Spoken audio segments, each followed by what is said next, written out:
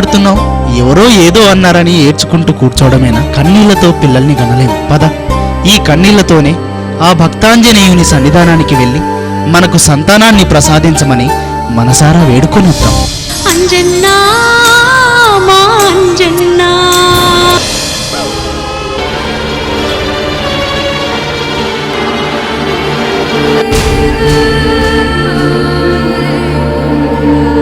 అమ్మనైనా అమ్మ ప్రేమను వినరండమ్మా, తల్లి కొడుకుల మధుర కథను కనరండమ్మా. ఆపవమ్మ నీ సుత్తి ఓ అత్త నా అత్త, నీ తెలివి గల్ల మాటకు నే లొంగను అత్త. ఈ ఇంటికి కోడలునై ఓ అత్త నా అత్త, నేను ఏనాడు సుఖపడలేనా ఈ అత్త. ఎక్కడికెళ్ళావయ్యా? శెట్టి గారింటికి వెళ్ళొస్తున్నానమ్మా. సరేనయ్యా, ఈ ప్రసాదాన్ని తీసుకో. ఎన్నాళ్ళయిందమ్మా నీ చేతి ప్రసాదం తిని. అమృతం.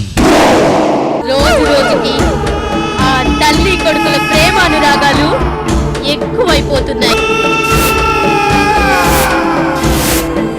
ఎలాగైనా ఆ తల్లి కొడుకులను వేరు చెయ్యాలి.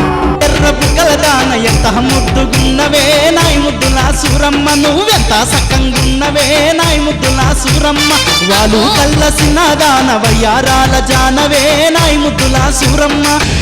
ఈ అంజనమ్మ కొడుకు మాటంటే మాటే, మాట తప్పితే నా తల్లి చచ్చినంత ఒట్టు.